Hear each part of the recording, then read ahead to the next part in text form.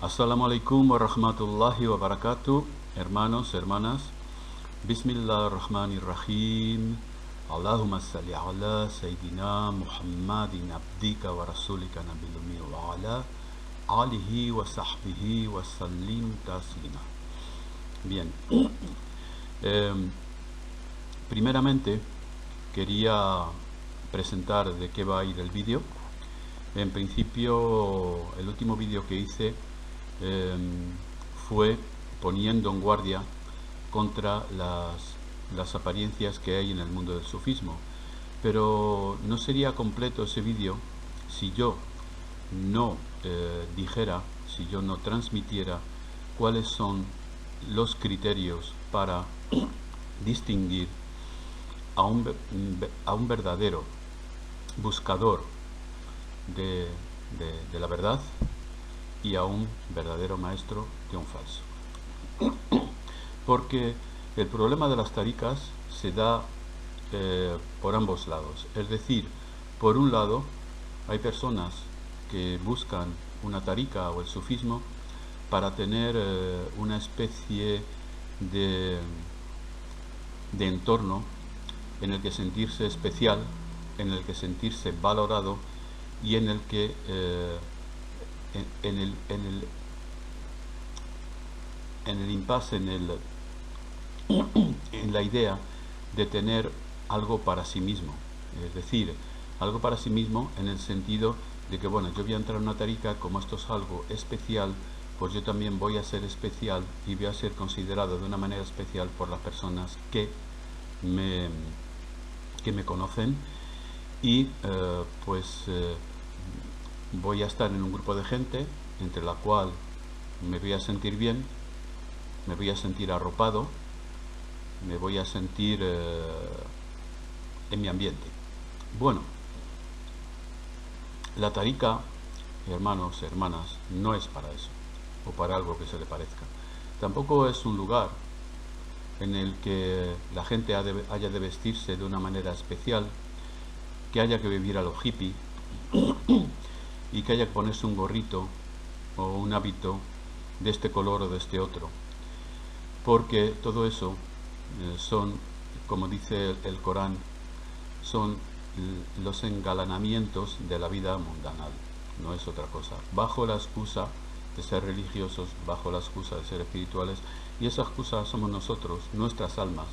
¿Quién se lo otorga? Entonces, cuando una persona quiere acercarse al sufismo, al verdadero sufismo estoy hablando, ha de saber que se acerca a un mar desconocido, a un océano sin fondo, a algo sobre lo cual ni siquiera los libros que ha leído le pueden informar, ni tampoco le pueden guiar en esa vía que él ha decidido tomar. Si esta persona es sincera, si esta persona tiene resolución, si esta persona valora su marcha en el sufismo para limpiar su corazón y adaptarse a las voluntades divinas más que otra cosa en la vida, entonces esta persona ya ha empezado bien. Bien, si empezamos con esto, el segundo paso es buscar un guía. Ahora bien, para buscar un guía hay que trabajar, es decir, no podemos confiar en la primera persona que se nos presenta diciendo que es un guía, o en el amigo fulanito de tal que nos ha dicho que sigue a un guía extraordinario, o en la primera impresión, porque la primera impresión suele ser del ego, suele ser del nafs, porque el nafs todavía está amara bisube, es decir, plena de suciedad. Eso le pasa a todos, incluido a un servidor que se está hablando aquí cuando empezó en esta tarde. Bien, buscar un guía es difícil, pero mucho más difícil es en esta época. ¿Por qué? Porque la cantidad de falsos guías afloran y son tantos que, digamos que no soy amigo de las matemáticas en estos asuntos, pero sí podemos decir que son el 95% de aquellos que se autodefinen como guías, por no decir el 99, algo, por ser un poco precavido. Bueno, entonces estamos en este impasse, estamos en que queremos en el que tenemos un camino hacia el conocimiento, hacia la verdad, hacia cumplir con la voluntad de Allah, hacia renunciar a nosotros mismos, renunciar a nuestros pequeños caprichos, renunciar a todo por Allah. Este es un camino que se hace por Allah. El que os diga que este camino se hace por un maestro, os está mintiendo. El maestro es una ayuda, como todas las cosas que hay en una tariqa verdadera, son una ayuda.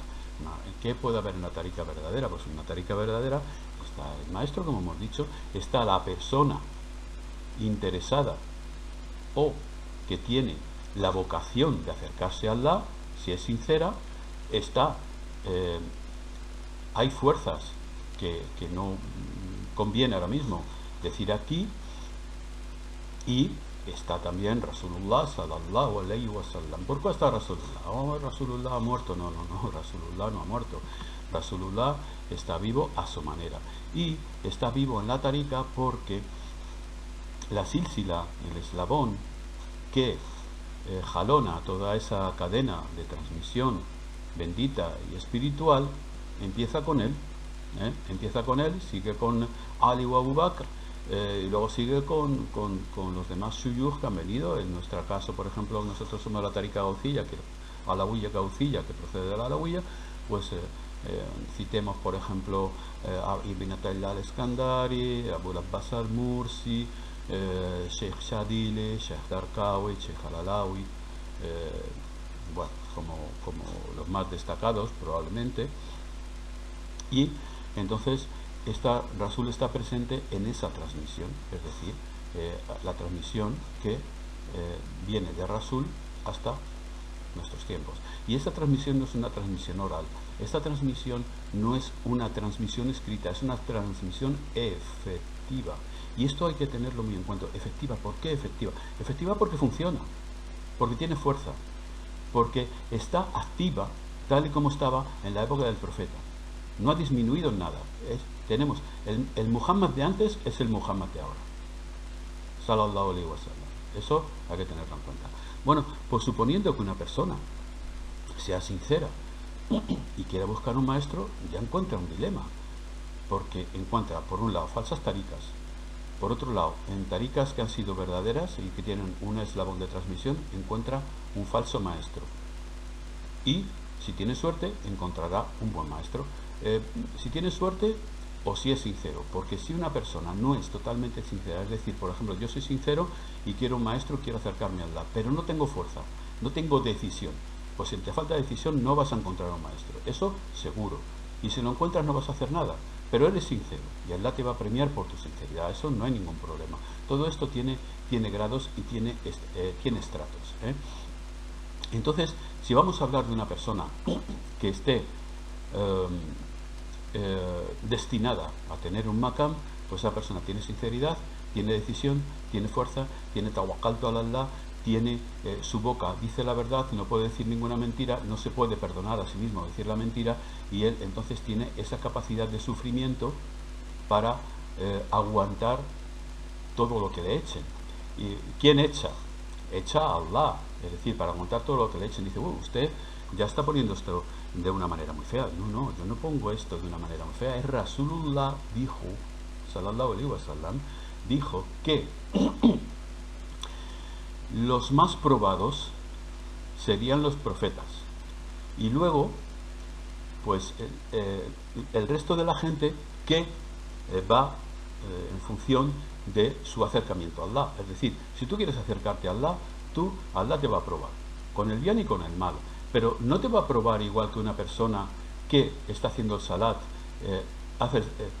da el zakat y va al hijj y ya está. No, te va a probar más, porque tú te quieres acercar a él, y él es el nur, pero es el nar. Recordemos que cuando Musa se acercó a Allah en aquella vertiente de la montaña, pues vio el nar, es decir, Allah es nur y es nar. ¿Por qué? Es nur porque es luz, la luz de los cielos y de la tierra, y es nar porque quema, purifica, quema para purificar.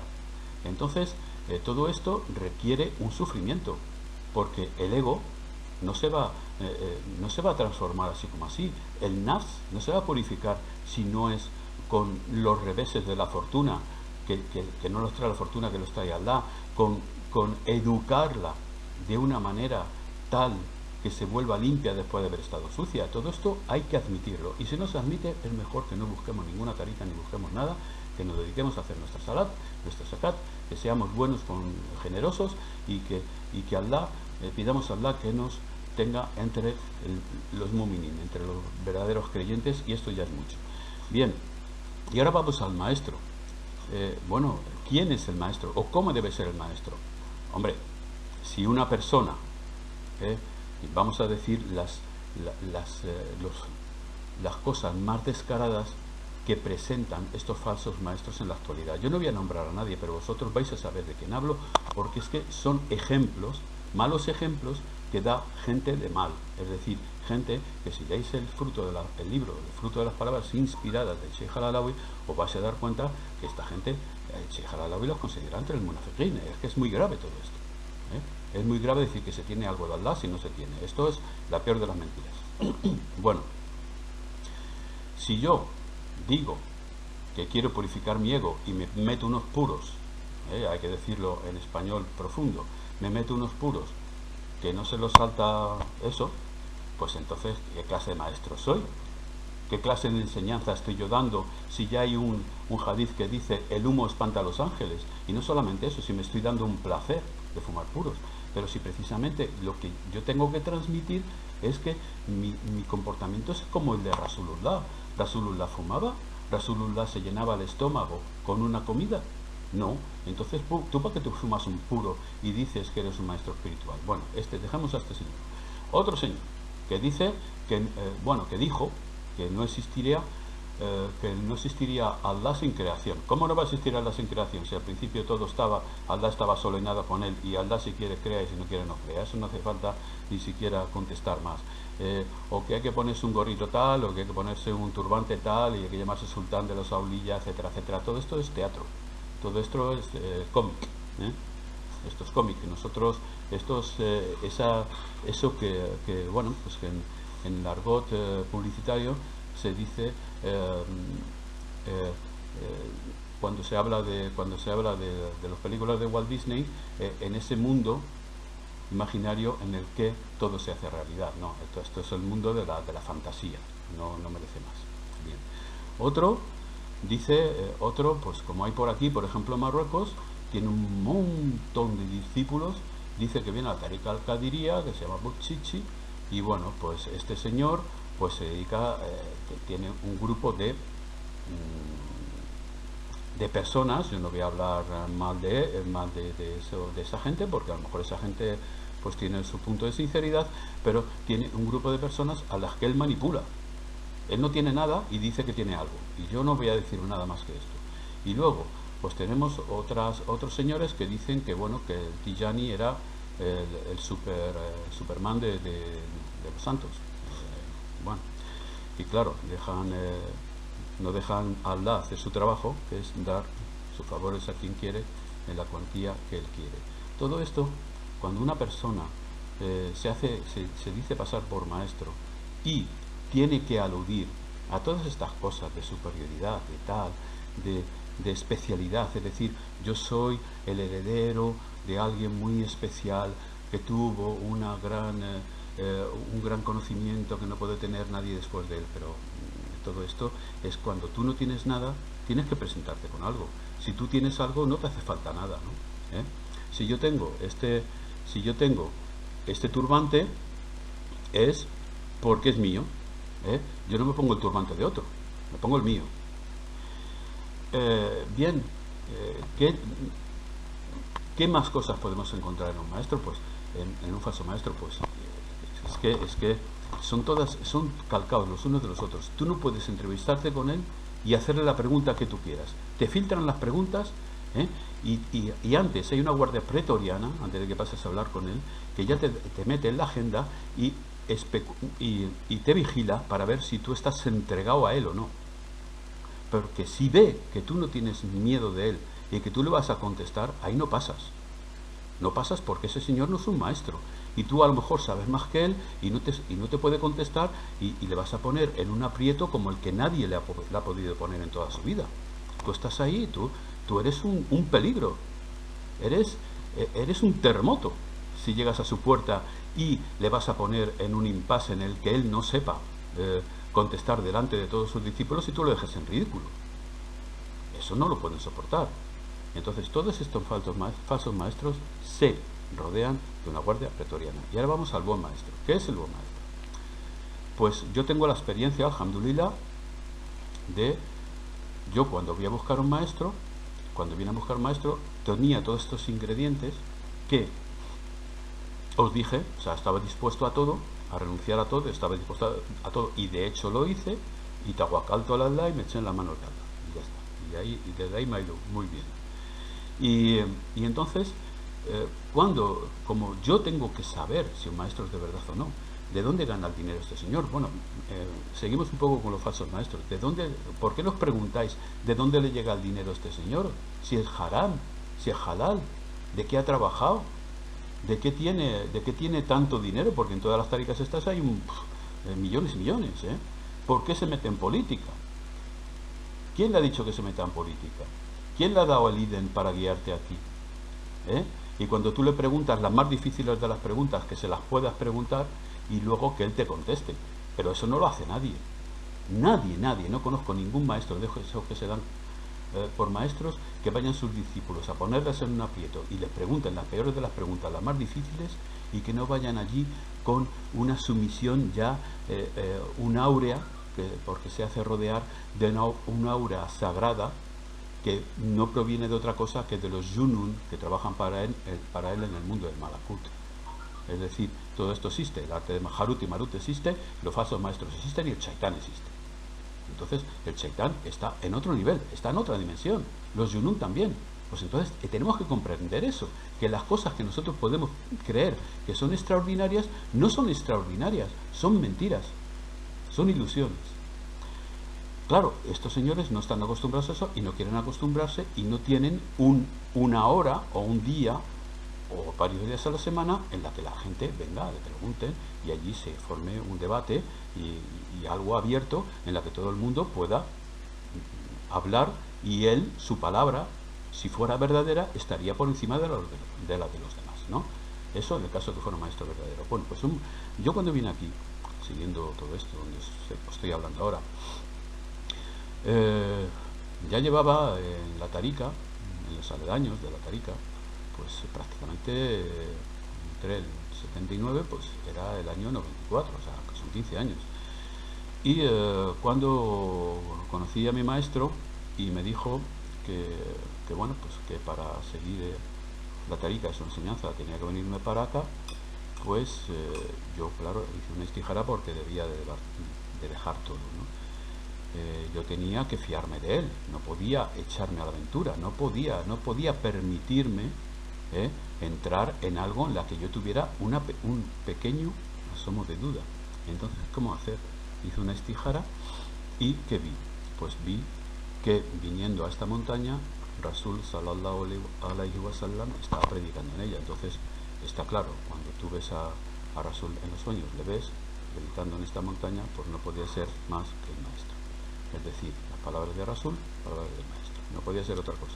Entonces, cualquiera que tenga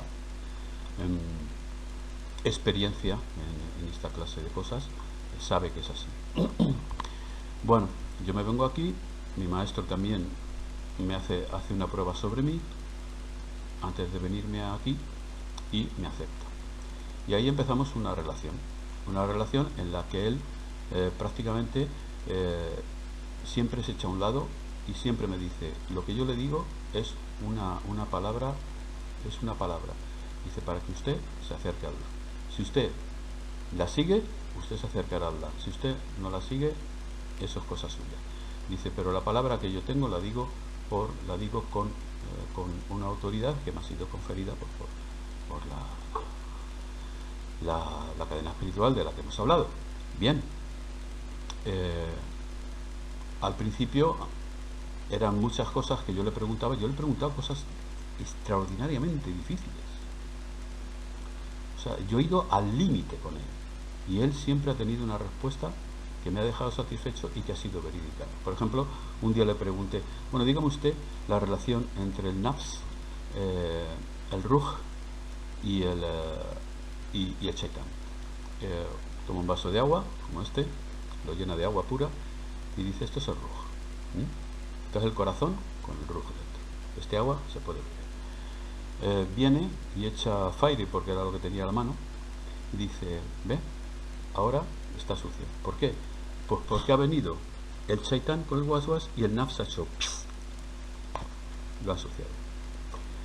Dice, hasta que usted no limpie lo que hay en este vaso, no podrá beber el agua y no podrá ver su corazón, lo que hay, la realidad, la verdad.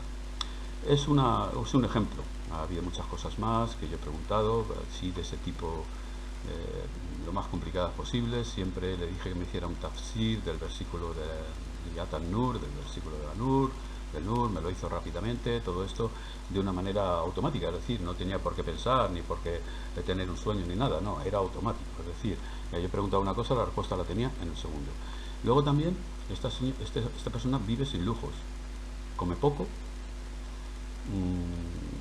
siempre, y una de las cosas que más me ha chocado a mí es que cuando entramos por una puerta siempre me la abre para que yo pueda entrar. Si vamos a algún sitio a estar, si vamos de viaje, él siempre me hace la comida.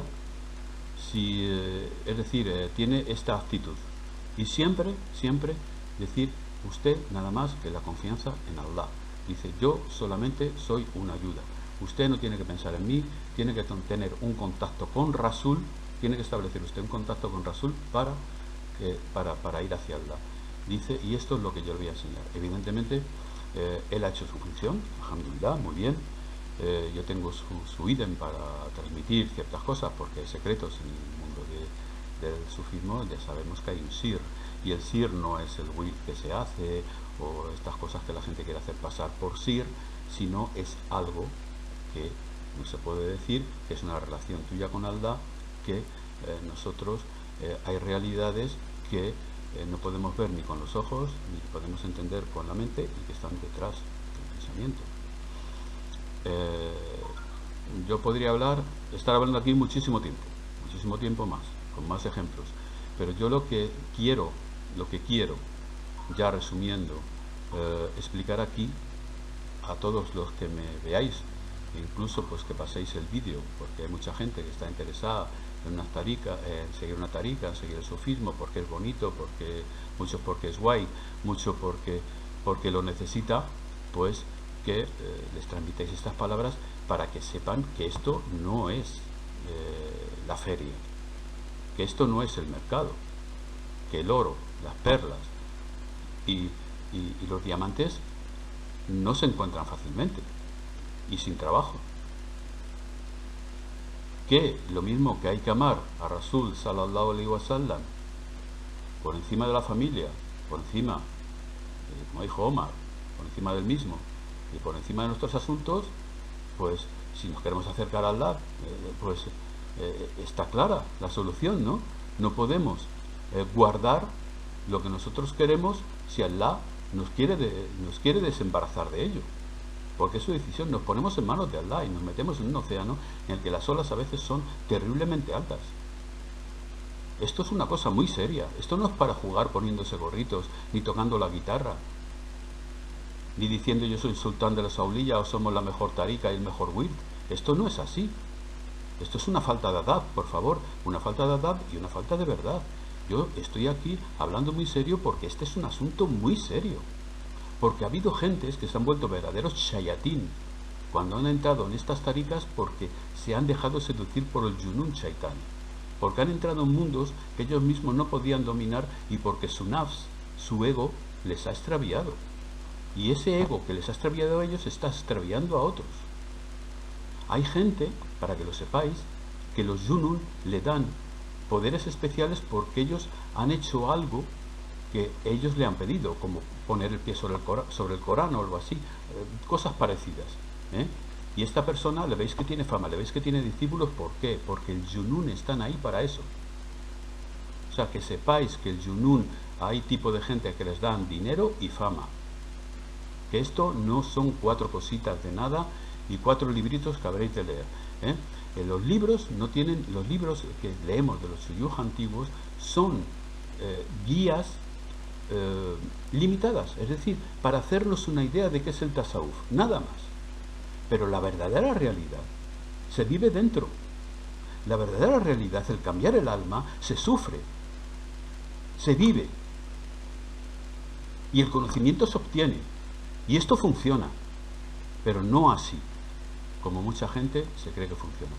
Perdonad mi vehemencia, pero yo no sé hablar de estos temas de otra manera. Es decir, esto es muy serio, tenéis que plantearos las cosas muy a lo serio, y yo no estoy aquí para castigar a nadie, ni para hablar mal de nadie, sino para haceros favores, porque yo entiendo que para la sunna, la verdadera sunna, es ser un rahma lil alamin, como Rasul lo era para la gente. Y yo lo que quiero hacer es transmitiros que es la rahma lo que me hace hablar.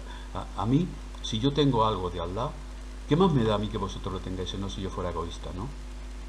¿Y qué más me da que la gente se perdiera o que no, si yo estoy bien? Pero yo no soy así. No soy así. Porque Muhammad sallallahu alaihi wasallam tampoco era así. Y es esto, pues, por lo que estoy, ya os digo, no volveré a repetir más veces, estamos aquí hablando de esto y estamos hablando de cosas muy serias, y también de cosas que funcionan muy bien, como antes. No comparemos los estados de la gente de ahora a la gente de antes, no comparemos, no son ni mejores ni peores, mucho cuidado. Son los de hoy, son los de hoy, y los de ayer son los de ayer, pero son estados y funcionan, y siempre hay 40 con el corazón del mumin mínimo en